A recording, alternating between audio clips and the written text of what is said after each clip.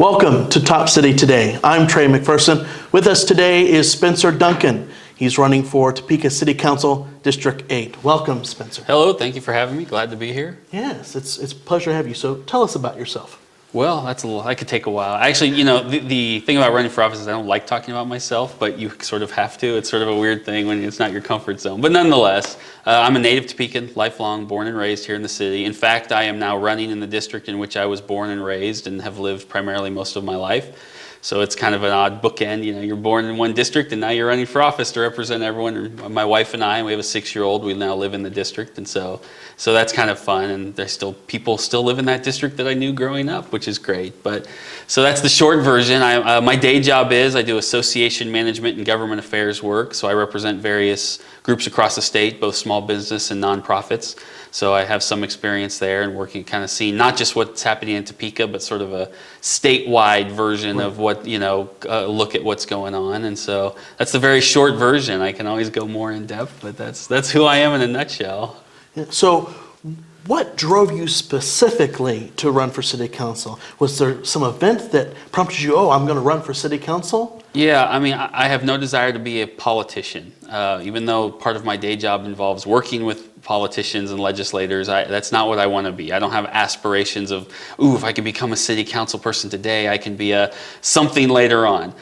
Being a lifer who's now raising a family here, who has a business here, whose wife has a business here, I just see things we need to do better. Now, when you run for office, you talk about the negatives or the things that need fixed a lot, because that's what people want to talk about. I always try to preface it by reminding people there is a lot of good in this city. It is a great city. We just don't talk about a lot of that when you're campaigning because people want to talk about all the things they're mad about or frustrated about or upset about. And so that tends to be where the conversation goes. But I also like to remind people there's so much good here. But yeah, my frustration is watching us do things the same way over and over again, hoping we get better results. We're watching economic issues and infrastructure issues and outward migration. And as someone who's lived here for the majority of my life, I'm looking here saying, why aren't we doing what some of these other cities are doing that are attracting people? And why are we keep doing things this way? I can't change it overnight, but I'd like to have a larger input and voice into that system. All right. Well, unfortunately, we do have to talk about issues. Right. No, issues are good. So what are the top 3 issues that you feel are facing Topeka? So outward migration, infrastructure, and public safety. You can put them in whatever order you want, okay? You can shuffle them anytime. Yeah. The outward migration is obviously, we've been losing population for a decade. That has to stop because every time someone leaves, it's not just that we lose good people who better the community, we lose their tax revenue, which helps us pay for other problems, including infrastructure and public safety. Mm-hmm. So we have to look at, through how we look at issues, what keeps people here, what brings them here. Now that's kind of a big umbrella, but at least it's a specific prism to say, okay, let's look at every issue through that. How do we keep people and stop people from moving? The second is we have infrastructure issues. Obviously, roads is a big one people talk about, but it's also sidewalks, and it's also making sure we have a lot of old water mains out there. How are we going to pay for those as they break over the next 2 decades, and are we ready for that? And then public safety. I would say everyone should be able to feel like they're walking down the street next to a police officer, right? So that they always feel safe. And I don't think a lot of Topekans feel that way every day. And so we've got to focus. I think if we focus on those 3, and I think those are the big 3 people want to talk about when I'm walking doors and talking to people. Mm-hmm. We talk about the police issue. Let's go over, we've heard people complain sometimes about the response times. Is that something that you're concerned about with the police and the safety issue? Mostly what I hear is not related to the response. It's in terms of like actual response time. It's more relationships with the officers and it's follow up on the cases. And I don't think that all of those issues are specifically fall on the officers. It's like any issue. There's both sides that need to do better. And I've talked with the police chief personally about, hey, how can I help you as officers reach into the community better if I was elected? And what are some things that you need to do that? And we've had that conversation. And I do think Chief Cochran is done better than previous chiefs on that. Improvements can be made, but he's making some strides. I think then it says, if you're elected as an official, what is your role in that? And I think your role is making sure people have a voice in that process. How do I, as someone who's elected, make sure that the police and the citizens can sit down and have a better relationship? Then I think the follow-up issues sometimes, if you ask the department, they're understaffed. And part of that's a budget issue. I mean, it's very much a where are we going to find dollars for that? And part of it's some constraints they have. And one of the controversial issues is, should we allow people who are police officers to live outside the city of Topeka? That failed recently by a vote of 5-5 by the city council. I think if you talk to them, I want everyone who works here and gets paid by taxpayer dollars to live here, but I also think when it comes to public safety, if the officers and firefighters of this city are telling me I can recruit somebody who lives a county over but has a kid in high school and they really want to work here and they would be a great officer, but they don't want to move till their kid graduates high school, I am willing to say I want the best officer to work here until their kid graduates and they can move here. And I think those are the issues that we have failed to address by, that they tell us would help all of these situations. Recruiting better people, being able to have the best police force and best firefighters that we can.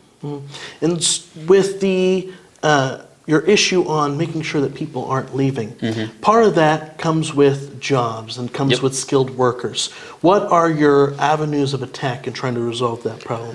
Washburn Tech has been a good start. It's given us another avenue to train people and educate people in some of those jobs over on another part of town, but we have to go a lot farther than that. We need to take some of those economic development dollars that we're spending to recruit and put it into actual training. Because one of the top concerns we have heard when, say, a company of 300 to 500 wants to move here, whether it's a factory or something, we have incentives. We have economic incentives. That's not an issue. They say, Topeka's got great incentives. What they then say is, what is your quality of life?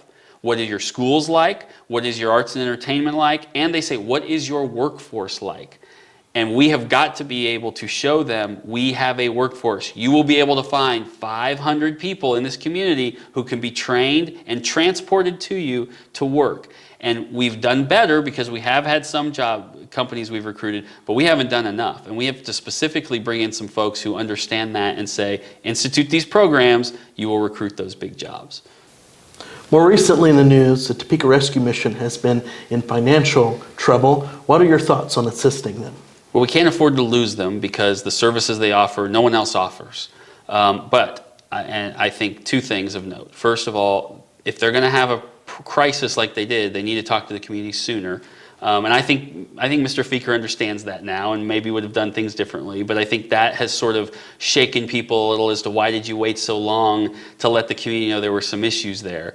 The second thing is, and they have got to show the community that this isn't going to be the same situation a year from now. That's easier said than done. There's no magic bullet. But I think people are more willing to give money to them at this point as long as they say, okay, you got here, it happens, the services you offer are vital, but what's the plan? What's the 5-year plan to make sure that we're not having this conversation 6 months from now? And again, I think they're working on that, but I think there's got to be a solid foundation there because they've made it clear they will not take city dollars.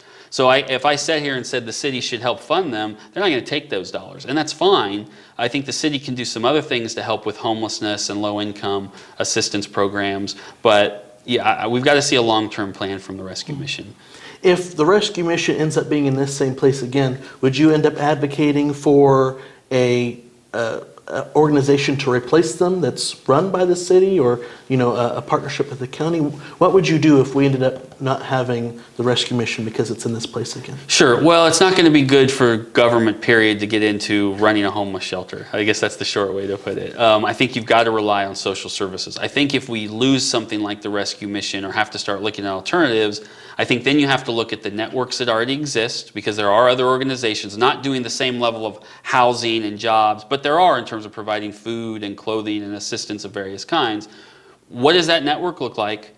How can we better work as a city to bring them together into a hub, then find out what resources each of them need so we're not duplicating services, and then you develop a plan as a city that says, okay, I don't need to reinvent the wheel. I have that in the community. They're doing this, they're doing this, they're doing this. Now, let's see if we can help them with this and them with this. I think just saying, well, let's start something new, which does tend to happen a lot. Hey, let's start something new. That sounds great. It leads you down that where you're now fighting for the same resources when we already have resources we can all rely on. So I think that would be the backup plan. Look at what we have and bring them together.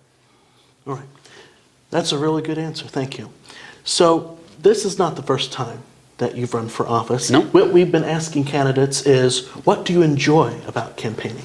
Oh, I love talking to people. My first job, my first love, I guess, was I graduated from the University of Kansas with degrees in journalism and English. I later went on and got a master's in business, but I was a journalist for a decade, both here in Kansas and in North Carolina, Texas for a little bit.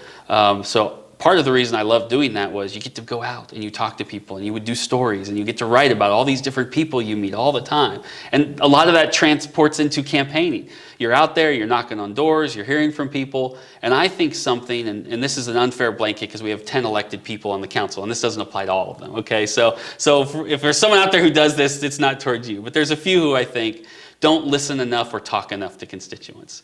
And it's not just about, I represent you, therefore I should do what you say. It is about understanding that people have good ideas. I don't know everything. I don't think I know everything. And I always say I never want to be the smartest guy in the room. Then you're in the wrong room, right? I want better people with good ideas with me, helping me, guiding me. And I think that's when the only way you get that is if you've got a city of 100,000 plus people, there's going to be a few ideas beyond the 10 elected people, okay? So let's listen to your constituents because they may change your mind. They're going to bring good ideas forward. And so I love having that dialogue. Now, sometimes you're going to disagree with them, and you're going to say to them, I think you're wrong on this one. I'm going to vote this way or do this way. But if you have those constructive conversations, then on the next issue, that same person who thought you were an idiot for that vote is at least going to know they can come talk with you, and you might be smart on the next vote, right? You're only as smart as your last vote if you're elected. But I do think that's a component of it, talking with people. I just like that, like doing that and being out with other folks in Topeka.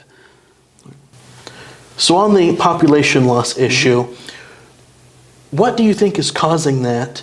And what can we do to keep people here? Part of it's perception and part of it's reality, right? You gotta love that answer. That's like that's the best right, answer. Yeah, right. It's everything, right?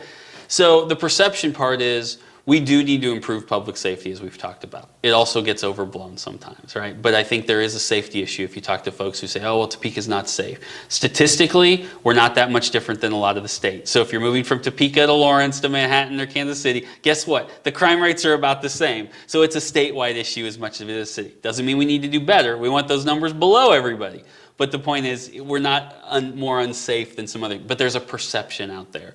I think that we've got to improve the activities and things for people to do. And we always talk about that, and we always have people working on that, but I'm not sure we always listen to what the people tell us. I think we've done multiple studies through the years that we've either gotten offended when they've criticized us, and so we put them in the drawer because they said something negative about us. Well, you paid them a lot of money to tell you what to do, and then we sort of veer from it. Well, let's stop veering from the actual input that these studies tell us and what the people tell us, and actually do what they say and listen to them instead of what person X decided was a great pet project, right? I am president currently of the board of the Topeka Performing Arts Center. And one of the things we've worked on, we get some city support. Now that building's owned by the city, so it's a little different than its own private entity. But the city has dropped their support over the years. And I keep telling them, when you do that in the main performing arts facility in our city, which you own, you're only hurting the community. Right? And I understand people want those tax dollars to go to some other places, but that's a $7 million economic revenue driver over there, believe it or not. Let's invest in that and give people more things to do in those facilities. So there's the things to do part of it. There's also a tax issue. We have high sales tax, partly that's the state's fault, not all the city's fault, and we have one of the highest property tax rates in the state of Kansas. So you can't just drop those rates tomorrow.